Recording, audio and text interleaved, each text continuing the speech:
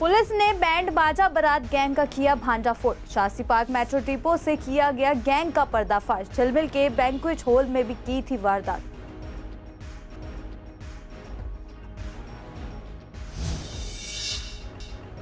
Trial court के आदेश को high court ने किया रद्द। हाशिम बाबा की पत्नी जोया खान पर बड़े एक्शन की तैयारी। स्पेशल सेल ने हाशिम बाबा को मुठभेड़ में किया था अरेस्ट।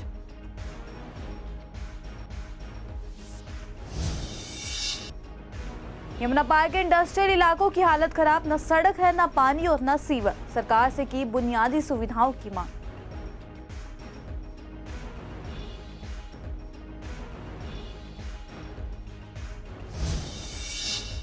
मौसम का मिजाज बदलने से बड़ी बीमारियां। पूर्वी दिल्ली के सरकारी अस्पताल में मरीजों की संख्या बढ़ी। डॉक्टर्स ने ठंडी चीजों से बचने की दी सलाह।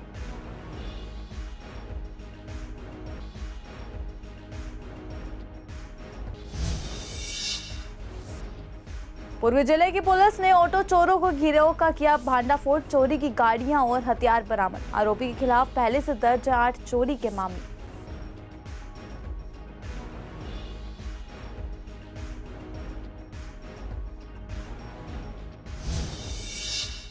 नमस्कार, सीसीएन लाइव देख रहे हैं आप और मैं हूं आपके साथ तमन्ना चौधरी। स्वागत है आपका हमारे खास कार्यक्रम पूर्वी दिल्ली में। चलिए बढ़ते हैं बुलेटिन की ओर।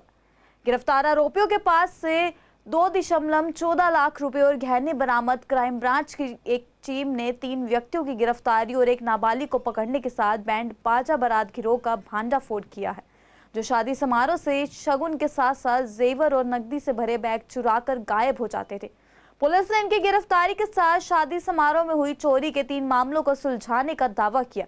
इनके कब्जे से चोरी की गई 2,14,000 रुपए की नकदी, एक मोबाइल फोन, एक जोड़ी पंजेब, 4 जोड़ी चुटकी और एक कमरबंद बरामद की है। ये सभी चांदी के बने थे। जानकारी के अनुसार ये गिरोह मध्य प्रदेश के राजगढ़ जिले स्थित गुलखेड़ी गांव से चल रहा था। इस गिरोह में 9 से 15 साल के किशोरों को शामिल किया जाता है। इसके लिए किशोरों के परिवार को 10 से 12 लाख रुपए सालाना का लालच दिया जाता है। गिरोह दिल्ली और उत्तर भारत में बड़े शादी समारोह में चोरी की वारदात को अंजाम देता था। इन्हें शास्त्री पार्क से गिरफ्तार किया गया और झिलमिल इलाके में एक शादी से भी सामान चुराया था। आपको बता दें कि दिल्ली में पिछले कुछ दिनों से इस तरह के मामले लगातार बढ़ते जा रहे हैं। अब तक ऐसे मामलों में जो अभियुक्त पकड़े गए हैं, उनका संबंध मध्य प्रदेश से ही निकला है। ये गिरोह महिलाओं और नाबालिगों को अच्छे कपड़े पहनाकर शादियों में भेजते हैं। वह बच्चा जल्द ही दुल्हन के परिवार में घुल मिल जाता है। शादियों में रिश्तेदारों की भीड़ के कारण और इनके कपड़ों की वजह से किसी को शक भी नहीं होता कि वह बच्चा किसी अच्छे घर का नहीं है और चोरी के इरादे से घूम रहा है। मौका देखते ही वह नकदी और जेवरों से भरा बैग गायब कर देते हैं और बाहर इंतजार कर रहे अपने साथियों तक पहुंचा देते हैं। गैंगस्टर हाशिम बाबा के खिलाफ एक मामले में ट्रायल कोर्ट द्वारा पारित आदेश को दिल्ली हाई कोर्ट ने वीरवार को रद्द कर दिया। ट्रायल कोर्ट ने कहा था कि हाशिम बाबा और उसके गिरोह के खिलाफ मकोका के तहत एफआईआर गलत आधार पर की गई थी। साथ ही ट्रायल कोर्ट ने मकोका के तहत हाशिम बाबा के कथित सहयोगी असरार से पूछताछ की इजाजत देने से इनकार कर दिया था। दिल्ली पुलिस की याचिका पर हाईकोर्ट ने कहा कि ट्रायल कोर्ट का आदेश गलत था। दिल्ली पुलिस ने आरोपी व्यक्तियों से पूछताछ की अनुमति देने से इनकार करने वाले ट्रायल कोर्ट के आदेश को रद्द करने का अनुरोध किया था। उत्तर पूर्वी जिला पुलिस जोया खान पर मकोका लगाने की तैयारी कर रही है। जोया को स्पेशल सेल से जनता कॉलोनी से 1 करोड़ रुपए की कीमत की हीरोइन के साथ गिरफ्तार किया था। इसके बाद स्पेशल सेल ने पिछले साल दक्षिणी दिल्ली में जिम संचालक नादिर शाह की हत्या की साजिश के मामले में जोया खान को गिरफ्तार कर रिमांड पर लिया हुआ है। साल 2020 में कोरोना काल में स्पेशल सेल ने हाशिम बाबा को सुभाष पार्क इलाके से मुठभेड़ में गिरफ्तार किया था। उस वक्त पुलिस ने गैंगस्टर पर 6 लाख रुपए का इनाम रखा था। दिल्ली के उद्योग मंत्री मनजिंदर सिंह सिरसा ने राजधानी के औद्योगिक इलाकों की समस्याओं को सुलझाने का वादा किया। उनके इस वादे के बाद सीसीएन संवाददाता ने शाहदरा के औद्योगिक इलाकों में जाकर समस्याओं का जायजा लिया। झिलमिल इंडस्ट्रियल एरिया के अध्यक्ष अनिल गुप्ता से जब हमने बात की तो उन्होंने कहा कि आज के दौर में हमें यह सोचना चाहिए था कि इंडस्ट्री को कैसे बढ़ाया जाए, लेकिन हम आज सड़क, पानी और सीवर जैसी बुनियादी सुविधाओं के लिए जूझ रहे हैं। इसके साथ ही उन्होंने इंडस्ट्रियल एरिया की समस्याओं से हमें रूबरू कराया और जब हमने समस्याएं क्षेत्र में जाकर देखी तो सच्चाई सामने आई। वहीं व्यापारियों ने कहा कि हम सबसे बड़े टैक्स पेयर हैं और इंडस्ट्री सबसे ज्यादा टैक्स देती है, लेकिन सुविधाओं के नाम पर कुछ नहीं है। आज भी पीने का पानी, गड्ढा मुक्त सड़क और सीवर ओवरफ्लो जैसी समस्याएं झेलनी पड़ती हैं। हमारे यहाँ फिर भी थोड़ी सी समस्या ठीक है, क्योंकि हमारे यहाँ कॉमन एफ्लुएंट ट्रीटमेंट प्लांट है, तो पंप चलता है, वो करते हैं। बट जो सीवर लाइन ब्लॉक होती हैं वो जल बोर्ड को क्लीन करनी पड़ेगी।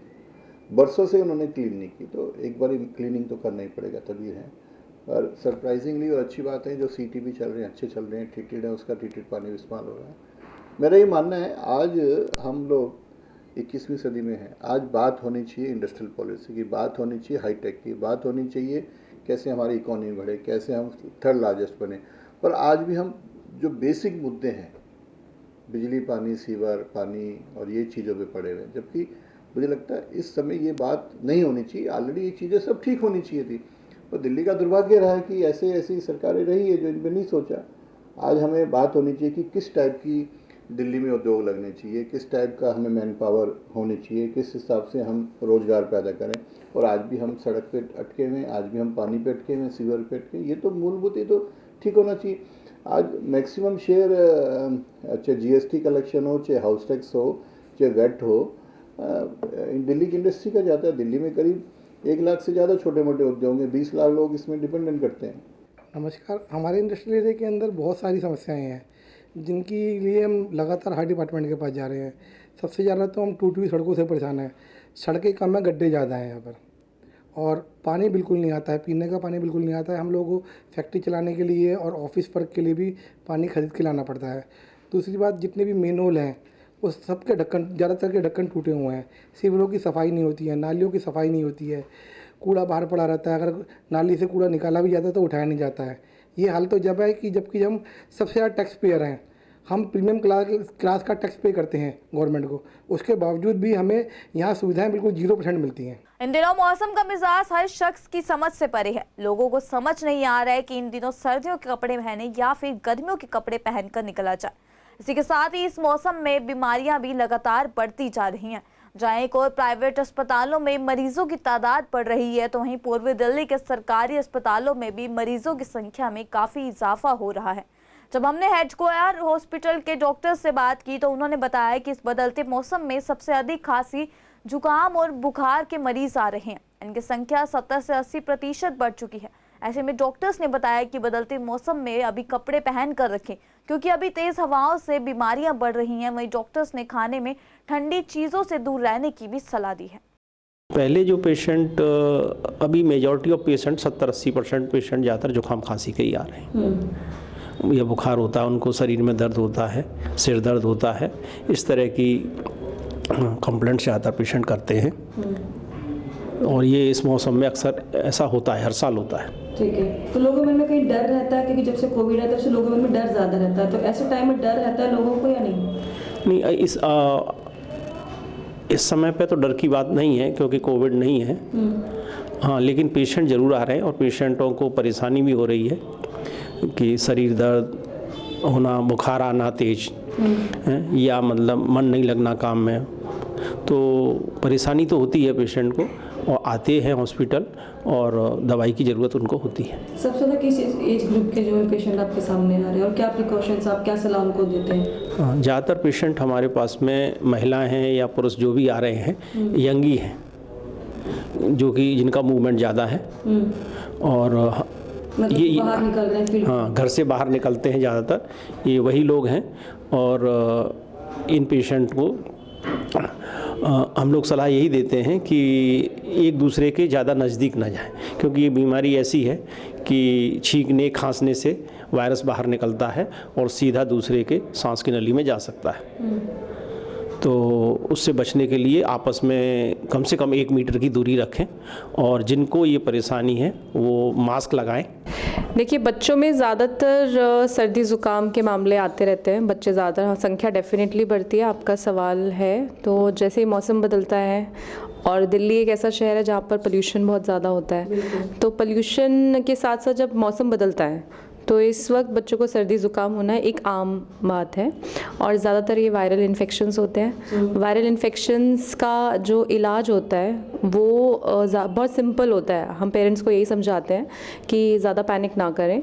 हैंड वॉशिंग एक बहुत अच्छा ज़रिया है। एक तो हैंड वॉशिंग बच्चों में करा के रखें, जैसे खांसते छींकते समय अगर किसी बड़े को है तो उससे बच्चे को मास्क, हम लोग मास्क पहनाने के लिए बोल देते हैं, हैंड वॉशिंग के लिए बोल देते हैं, और भीड़ वाले एरियाज़ में ना जाएं ज़्यादातर, क्योंकि एक दूसरे से फैलता बहुत जल्दी है वायरस। एंड सर्दी ज़ुकाम, जब बुखार हो जाता है तो पेरेंट्स काफ़ी परेशान हो जाते हैं, तो बुखार के लिए समय समय पर दवाई दें जितना हम उनको डोज प्रिस्क्राइब करते हैं। और खतरे के लक्षण बताना बहुत ज़रूरी होता है, जैसे खतरे के लक्षण, कब आपको अस्पताल आना है, कब आपको ये जानना है कि बच्चे को अब अस्पताल में ये खतरे के लक्षण है, तो ये सोच के वो घर अस्पताल में आके दिखा सकते हैं और फिर उस हिसाब से हम इलाज करते हैं। उनको भी एक तो जनरल सलाह यही है, सामान जो सबके लिए सलाह होती है, उनको खासकर ये प्रॉब्लम होता है क्योंकि उनके एयरवेज बने इस तरीके से होते हैं कि थोड़े बहुत वायरल इन्फेक्शन उनको ज़्यादा गंभीर समस्या कर सकते हैं। पूर्वी जिले की एंटी ऑटो थेफ्ट स्क्वाड ने एक बड़ी सफलता हासिल करते हुए अंतर्राज्यीय ऑटो चोरों के गिरोह का भांडाफोड़ किया। ये गिरोह मास्टर चाबी का इस्तेमाल करके दिल्ली से लग्जरी कारें चुराता था। मुख्य आरोपित हरेंद्र सिंह उर्फ हनी को गिरफ्तार किया गया, जो कई बार जेल जा चुका था। उसने अपने साथियों के साथ मिलकर चोरी की गई कारों को दिल्ली से मेरठ और बाकी राज्यों जैसे पंजाब, राजस्थान और गुजरात में भेजा। पुलिस ने हरेंद्र सिंह से पूछताछ के बाद चोरी की 4 गाड़ियां बरामद की हैं। साथ ही उनके पास से एक देसी पिस्तौल और 3 जिंदा कारतूस भी मिले हैं। इस कार्रवाई में पुलिस ने मास्टर चाबियां, नकली नंबर प्लेटें और चोरी करने के उपकरण भी बरामद किए। इस कार्रवाई के तहत आरोपित के खिलाफ 8 और मोटर वाहन चोरी के मामले पहले से ही दर्ज थे। दिल्ली पुलिस ने एक अंतर्राष्ट्रीय ड्रग सिंडिकेट का भांडाफोड़ किया। पूर्वी जिले के एंटी नार्कोटिक्स स्क्वाड की टीम ने 2 अंतर्राष्ट्रीय ड्रग सप्लायर और एक ड्रग पैडलर को गिरफ्तार किया और उनके कब्जे से लगभग 13 किलोग्राम से ज्यादा गांजा बरामद किया गया। एंटी नार्कोटिक्स स्क्वाड को सूचना मिली कि 2 व्यक्ति निमेश कुमार और विकास गांजा लेकर खिचड़ीपुर बस स्टैंड आ रहे हैं। पुलिस ने जाल बिछाया और दोनों आरोपियों को 13 किलोग्राम 500 ग्राम गांजे के साथ गिरफ्तार किया। जांच में यह खुलासा हुआ है कि दोनों आरोपियों ने यह गांजा ड्रग पैडलर जितेंद्र को सप्लाई किया था, जो गाजियाबाद और दिल्ली के गाजीपुर मंडी में गांजा बेचता था। जितेंद्र को भी गिरफ्तार कर लिया गया। क्राइम ब्रांच की ईस्टर्न रेंज ने विवेक विहार इलाके से एक बदमाश को गिरफ्तार किया। डीसीपी विक्रम सिंह ने बताया कि गिरफ्तार आरोपी की पहचान विश्वास नगर निवासी रोहित के तौर पर हुई है। डीसीपी ने बताया कि क्राइम ब्रांच की टीम ने गुप्त सूचना के आधार पर आरोपी रोहित को विवेक विहार इलाके से गिरफ्तार किया है। रोहित पेशेवर अपराधी है। उसके खिलाफ लूटपाट, स्नैचिंग सहित 17 आपराधिक मामले दर्ज हैं। वजह फर्श बाजार थाने का हिस्ट्री शीटर अपराधी है। दिल्ली की सड़कों पर बिना पंजीकरण के चल रही ई रिक्शा के खिलाफ परिवहन मंत्री पंकज सिंह ने अधिकारियों के साथ बैठक के बाद फैसला लिया है कि जो ई रिक्शा काफी पुराने हो गए हैं या फिर जिनकी हालत बेहद खराब है और पंजीकरण भी नहीं हुआ है, उनके खिलाफ कार्रवाई की जाएगी। इसे लेकर जब हमारे संवाददाता ने पूर्वी दिल्ली के कड़कड़डूमा कोट, शाहजहां और लक्ष्मी नगर का जायजा लिया, जहां पर जाकर देखा कि काफी संख्या में बहुत सारे ई रिक्शा के रजिस्टर नहीं हुए हैं, जिसके कारण इन्हें जगह जगह रोका जाता है, जिसकी वजह से ट्रैफिक की समस्या बढ़ जाती है और इसके चलते लोगों को काफी दिक्कतों का सामना करना पड़ता है। खासकर सबसे ज्यादा दिक्कत कड़कड़डूमा मेट्रो स्टेशन पर है, जहां पर बिना रजिस्ट्रेशन के रिक्शा खड़े हुए हैं, जिसके कारण आए दिन यहां पर जाम की स्थिति उत्पन्न हो जाती है। मेरा सर 2 साल जैसा होने वाला है। 2 साल से? हाँ जी, 23 तारीख को पासिंग है हमारी। कहाँ से कहाँ तक का रूट चलता है आपका? हमारा यही रूट है, मानसरोवर तक। ये सादरे में करके चलाता हूँ। सादरा में चलाते हैं? बस। तो आप किराए पे चला रहे हैं? जी हाँ। इसका मालिक कोई और है? हाँ जी। कब से चला रहे हैं अभी? हो गया इसको चलाते 1.5 महीना हो गया चलाते। इसमें कितना मजदूरी 200-300 बचेगा, किराया निकाल के, रूम किराया निकाल के, सारे खर्चे निकाल के 300-400 बहुत मुश्किल है। कार्ड होगा आपके पास जो पंजीकरण हो रखा है इसका? मतलब के पासिंग का? हाँ है। दिखा दीजिए एक बार। पूर्वी दिल्ली के कड़कड़डूमा कोट स्थित रोड पर मौजूद हैं। आप देख सकते हैं कि यहाँ पर ई रिक्शा का जमावड़ा आपको नज़र आएगा और यहाँ पर आप देख सकते हैं कि कई लोगों के पास पंजीकरण हुआ है तो किसी के पास पंजीकरण नहीं हो रही है, जिस वजह से यहाँ पर जाम की स्थिति उत्पन्न होती है। आए दिन यहाँ पर जाम लगा रहता है, जिस वजह से लोगों को जो है जॉब पर जाने वाले या स्कूल जाने वाले बच्चों को काफ़ी दिक्कतों का सामना करना पड़ता है। और आप देख सकते हैं कि यहाँ पर ई रिक्शा के साथ साथ बाइक और गाड़ी भी खड़ी रहती हैं, जिस वजह से यहाँ पर दिक्कत का सामना करना पड़ रहा है। ऐसी कई जगह हैं जैसे गीता कॉलोनी, झील, जहाँ पर ई रिक्शा का जमावड़ा रह जाता है, जो बिना पंजीकरण के भी चला रहे हैं। अब देखना ये बात होगा कि क्या इनके ऊपर कार्रवाई होगी या नहीं, ये तो वक्त बताएगा। लेकिन कुछ ई रिक्शा जो है बिना पंजीकरण के चल रहे हैं। वीडियो जर्नलिस्ट महेंद्र बोरा के साथ मोहित शर्मा, सीसन लाइव, दिल्ली। एमसीडी ने शारजा साउथ जोन में नई बिल्डिंग बनाने के लिए लगभग 125 करोड़ रुपए खर्च कर दिए। बिल्डिंग का 90% काम पूरा हो चुका है। एमसीडी कई महीनों से बिल्डिंग को रेंट पर लेने वाले सरकारी विभाग का इंतजार कर रही है, लेकिन अभी तक किसी भी विभाग ने बिल्डिंग को रेंट पर लेने की इच्छा नहीं जताई। वहीं इसे लेकर हमने बीजेपी नेता महेंद्र आहूजा से बात की तो उनका कहना था कि एमसीडी की बिल्डिंग लगभग बनकर तैयार है और उसे रेंट पर दे देना चाहिए था, लेकिन दिल्ली नगर निगम में अभी आम आदमी पार्टी की सरकार है, जिसके कारण किसी को भी रेंट पर नहीं दे रहे। लेकिन अब बीजेपी के पक्ष में माहौल बनता जा रहा है और बीजेपी बहुमत में है, जिसके चलते आने वाले समय में मेयर बीजेपी का बनेगा और जल्द ही इस बिल्डिंग को किराए पर दिया जाएगा, जिसके रिवेन्यू से जनता के हित में काम किया जा सके। कड़कड़ी रोड पर एमसीडी के जोनल कार्यालय के पीछे का बहुत बड़ा भवन जो बनकर तैयार है, वो उचित तरीके से किराए पर चढ़ा दिया जाना चाहिए ताकि आमदनी का जरिया बने। लेकिन क्योंकि अभी आम आदमी पार्टी के हाथ में बागडोर है, उन्होंने संभाला, उन्होंने गलत तरीके से अपने मेयर का चुनाव करा लिया, जो कोई काम नहीं कर रहे हैं अब। लेकिन भारतीय जनता पार्टी के पक्ष में माहौल बनता जा रहा है। जैसे भारतीय जनता पार्टी का मेयर और स्टैंडिंग कमेटी बनती है, ये उसी वक्त तत्काल रूप से किराए पर किसी न किसी बड़े सरकारी विभाग को दी जाएगी और यह बिल्डिंग एप्रिशिएटेड रेट पर बढ़े हुए किराए की दरों पर किराए पे चढ़ जाएगी और एमसीडी के लिए बहुत बड़ा आय का स्रोत बनेगी निकट भविष्य में ही। पिछले 13 वर्षों की सफलता के बाद 2025 में श्रीजी की रसोई अपना विशाल भंडारा बरसाना में करने जा रहे हैं और इस भंडारे की खास विशेषता ये है कि ये भंडारा 36 घंटे लगातार चलेगा। इसे लेकर आयोजक राजकुमार ने जानकारी देते हुए बताया कि इस बार विशेष तौर पर राधा रानी का दरबार सजाया है और इसी के साथ ही अलग अलग व्यंजनों का भी इंतजाम किया गया। वहीं पूर्व मेयर निर्मल जैन ने कहा कि ऐसे कार्यक्रमों से क्षेत्र का नाम बढ़ता है। वहीं आयोजक समिति से दिनेश ने जानकारी देते हुए कहा कि ऐसे कार्यक्रमों से छोटे छोटे बच्चों के अंदर धर्म के प्रति जागरूकता बढ़ती है। बरसाने में पहली बार दरबार लगाया है, श्री जी का दरबार ऊपर तो है ही है, श्री जी का पूरा बरसाना तो है ही, पूरी पृथ्वी तो है ही, पर कुछ नया करने के लिए नया कॉन्सेप्ट रखा है। अब की बार वहाँ दरबार लगाया है और दरबार भी काफ़ी भव्य, वो 40 फुट बाई 32 फुट का दरबार लगाया है हमने। ये नया कुछ किया है इसमें। अब की बार हमने कुछ ऐसे इंतज़ाम करे हैं जो बरसाने में पहले नहीं हुआ करते थे। मैं लगभग 27 वर्ष से भंडारे लगा रहा हूँ, पर ये 14वां जो हमारा ये वाला भंडारा है श्री जी की रसोई का, इसमें कुछ नया देखने को आप सबको मिलेगा। हमने उसमें विशेष रूप से जो कुछ व्यवस्थाएं करी हैं, जैसे भंडारे में कुछ खास होता है खाने के लिए पीने के लिए, वो नई नई चीज़ें ऐड करी हैं। उसमें दाल मखनी, शाही पनीर, पनीर पकौड़ा, चाउमीन, दही भल्ले, ढोकला, ये सब जिस प्रकार एक शादी विवाह का कार्यक्रम होता है उस प्रकार ही होली का महोत्सव रहने वाला है। ये हमारा 14वां भंडारा है जिसको हमारे सभी सेवादार, कोई भी इसमें हमारे ट्रस्ट में सबसे बड़ी बात क्या है कि सभी लोग समान हैं। ऐसे शादरा से सैकड़ों लोग इनके कार्यक्रम में जाते हैं और वहाँ पर सेवा भी करते हैं और लोगों को भोजन कराते हैं, राधे माँ के दर्शन करते हैं और अपने जीवन को सफल बनाते हैं। भगवान कृष्ण का जो कन्हैया जी का जो आशीर्वाद जो है वो हम सबको मिलता है। मैं इनको संस्था को बहुत बहुत धन्यवाद करता हूँ जो इस तरीके के सामाजिक कार्य में अपने जीवन को लगाया। बहुत बहुत धन्यवाद। बहुत अच्छा, धर्म के प्रति लोगों को आकर्षित करना, धर्म के प्रति उनको जोड़ना, ये बहुत बड़ी उपलब्धि है। आजकल जिस तरह हम देख रहे हैं बच्चों की क्या स्थिति हो रही है, छोटे छोटे इस तरह के हम आयोजन करते हैं ना, तो धर्म के प्रति बच्चों का, बड़ों का रुझान पड़ता है। और मैं तो कहता हूँ कि हम सबको इस तरह के कार्यक्रमों में मिलना चाहिए, मिलजुल के पता चलना चाहिए कि हमारी संस्कृति क्या है। पूर्व दिल्ली के गीता कॉलोनी पार्क की स्थिति काफी खराब हो गई है। यहाँ पर ग्रीनरी बहुत कम है और धूल भी उड़ती रहती है।